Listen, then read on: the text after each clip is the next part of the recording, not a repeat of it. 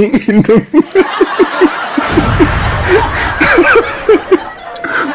inang kababaihan yun. Isang magandang araw na naman, Red Book Community.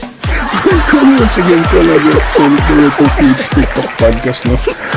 Kung gusto po ninyo ang mga ganitong napapanahong topic, huwag na magkailangan ng subscribe naman kami sa aming YouTube channel at pakifollow po kami dito sa aming TikTok podcast. Without any further ado, let's get this party started po. Tangina, natatawa ko. Ito po yung isang tanong na kinush ko kanina, no? So, sa email coaching, sa one-time email coaching, no? Minabasa po ako. Actually, gusto ko sanang i-share yung screenshot kaso with respect kasi doon sa aking client na viewer din, ayaw niya po na ipakita yung usapan namin sa email coaching, no? So, ayaw rin po niya na ipabanggit yung pangalan niya kasi nga nahihiya siya. Siguro, ayaw niya rin, iskandalo pa kung ano sino-sino pa mag-comment sa mga viewers. Anyway, going back, parang nawawala na daw siya ng motivation, no, to pursue a relationship kasi nga po madalas po is that kung may makilala man siya sa internet ng mga kababaihan, madalas magkakapareho yung pattern po ng mga behaviors nila. Yun yung sabi niya, no, sa email. Ang sabi niya is hindi nila maialis kunyari nagkasundo na sila, nagkamabutihan at nagkatuluyan sa text, sa chat, right? Hindi daw nila maialis kahit sinong babae na makausap niya based sa experience niya na andun yung financial needs, no? So nagpapasend ng GCash. hindi pa sila nagkikita. Kanina habang nasagot ako ng email, puta, natatawa ako. Kasi ako, I myself, agree din ako dun eh. At yun ang palagi kong naririnig kahit sa mga tao ko dito sa aking business office, right? May mga ganyan experience kasi nag-iimbestiga din ako eh, di ba? Ito po yung sinasabi ko, the GCash girls. GCash girls, right? Ito na po, brothers and sisters, yung mukha ng kababaihan ngayon na malayong-malayo na po sa traditional na kababaihan. So, dati, nung, traditional pa, way back, siguro, sabi na, 1940s, 1950s, hindi po ganito ang asal at behavior ng ating mga lola sa tuhod, no? Yes, they have their needs and expectations to the man, right? Like, to take care of the family and to provide. Pero po, sila po, they always assure na they will or they have something na mapoprovide din nila para sa dun sa lalaki. May papangasawa nila, right?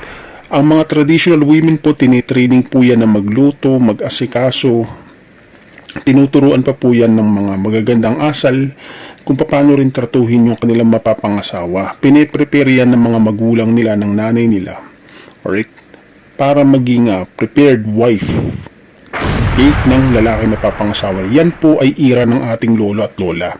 Tanungin mong lola mo sa tuhod kung buhay pa sila, pareho lang sila na isasagot sa'yo.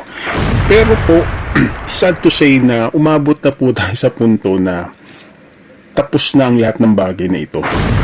Nakikita na po ngayon ng modernong kababaihan ang dating, kumbaga, binebenta po nila yung kanilang atensyon at kanilang interaction. Bakit po?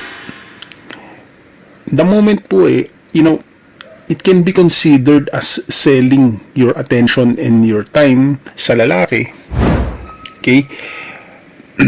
If nanghihingi ka na agad ng pera, nagpapasend ka ng GCash na hindi pa kayo nagkikita, na hindi pa kayo nagkakakilala sa personal, right? Doon pa lang nakikita na agad yung motibo mo na hindi sila interesado at wala silang pakialam totally sa lalaki. They only care about what you can do and what you can provide for them. Wala ka ring assurance kung meron niyang mga ibang options sa inbox niya. Marami kayong ginaganyan niya. Well, Ito kasi ang hirap no? Palaging negative ang tingin sa amin ng mga viewers. It's very sad that our viewers only, revolve around 1,000 views, right? Despite the fact na we're helping to transform into a stronger version of their personality and of their mentality, no? Para hindi sila maging simp. Pero unfortunately, yung may mga maraming mga views, yung mga red pill channel na panay mga simping lang, panay mga babae ang itinuturo. Hindi po nila alam na ganito na ang nagiging senaryo ng mga kalalakihan dahil sa ka-encourage nila na mag-simp, diskarte ng diskarte sa babae. Sabi ko na sa inyo di ba? And we learn lesson from this client of mine, no? Who talked to me via email coaching. Ito yung sinasabi ko po sa inyo. Kapag puro babae ang ipapasok mo sa isip mo, yan. Okay? Aabusuhin lang yan ng kababaihan. So, they are asking GCash. Magpasend ka ng GCash. Of course, malay mo pa kung nag-send ka ng 500, 1,000, malay mo magpapakita pa ba yun? Makikipag-meet pa ba sa'yo? Hindi. At kapag ganyan po ang ginagawa ng babae, asahan mo marami din niyang ginagawan ng mga ibang lalaking kachat niya. Right? So, pagbebenta po ito ng attention at ng time. Right? Ang dating ngayon ay nagsisilbi ng business negosyo ng mga modern netizen na mga kababaihan. Sinabi ko na sa inyo, puta. Hindi kayo nakikinig sa akin eh. Wala na. Bali wala na ngayon ang dating. And risky na ang relationship ngayon kasi nga lahat na nakukuha na ng babae.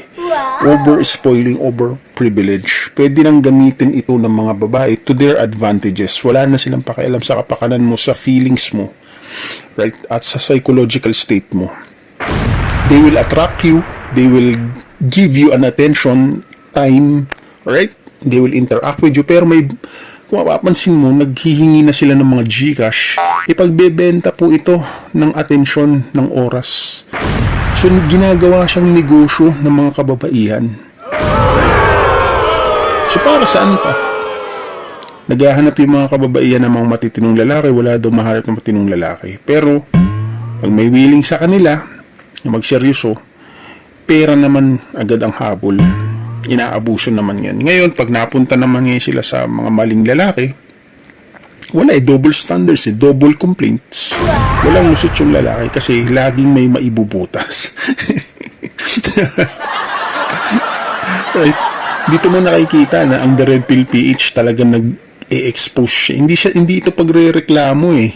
Ito pagbibigay ito ng awareness sa talagang tunay na nangyayari sa society natin. Ayaw lang talagang maging open-minded ng mga kalalakihan kasi nga ang interpretation po nila na kapag ka nag-walk away ka sa dating in relationship, ibig sabihin is malamya ka, reklamador ka, emotional ka. Maliho to.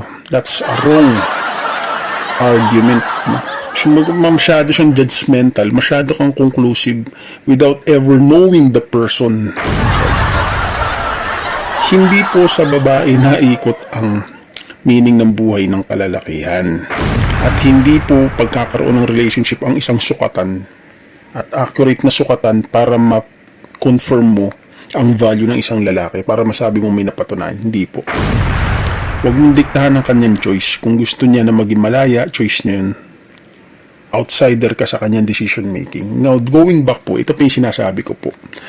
Ang mga GCash girls ngayon is ginagawa na po nilang negosyo ang pakikipag-usap sa lalaki.